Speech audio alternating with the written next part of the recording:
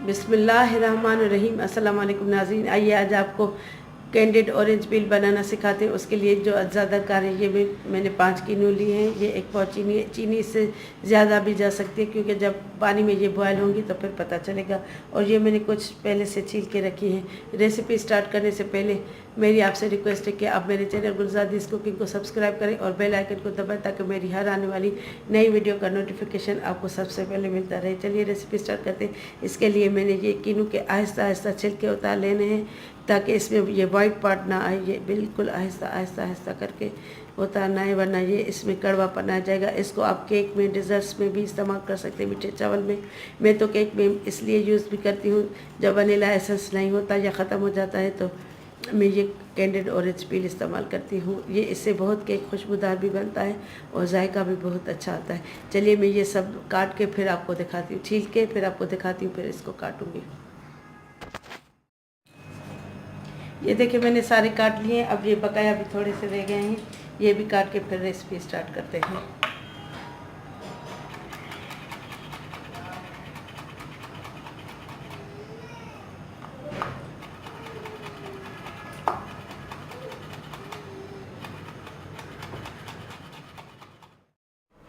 बिस्मिल्लाहिर्रहमानिर्रहीम।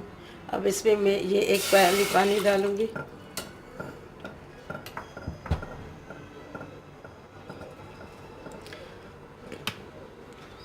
और ये सारी जो ऑरेंज के छिलके मैंने काट के रखे थे ये डाल दूँगी।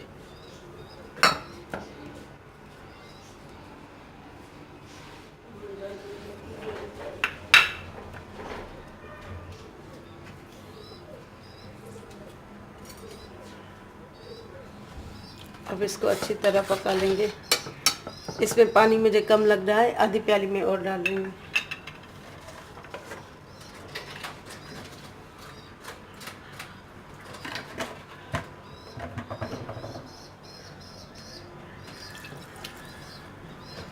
अब इसको अच्छी तरह पकने देंगे, जब तक ये बॉयल ना हो तब तक पकाएंगे।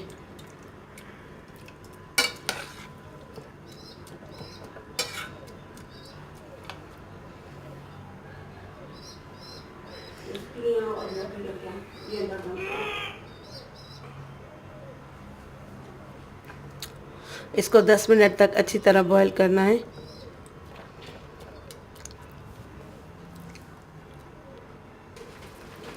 ये देखें पानी बॉयल हो गया है। अब इसको 2-3 मिनट अच्छी तरह बॉयल करेंगे।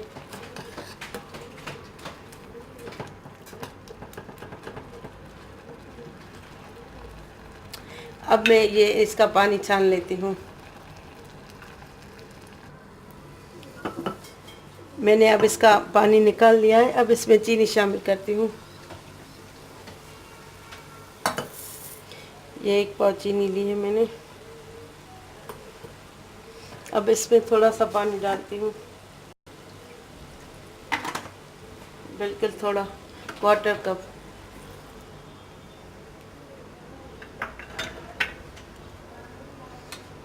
अब इसको अच्छी तरह पका लेंगे जब तक इसका शीरा न बन जाए।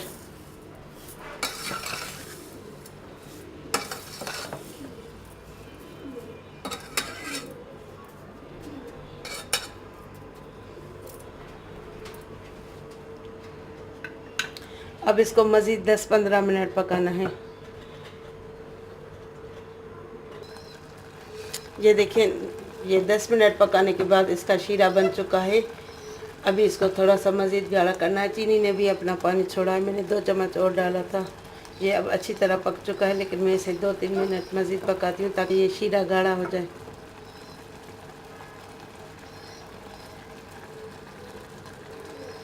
ये देखें 2 मिनट मज़ीद पकाने के बाद ये अच्छी तरह पक चुका है। अब मैं इसकी आंच बंद कर रही हूँ क्योंकि ये ठंडा होने के बाद भी इसकी शुगर कैरमलाइज्ड हो जाएगी, वो दाने दाने बन जाएंगे। अब मैं इसको डिश आउट कर लेती हूँ। ये देखें नाज़रीन, मैंने निकाल लिया है, डिश आउट कर लिया है। ये अभी ठंडा होने के बाद मज़ीद शीरा गाढ़ा हो जाएगा।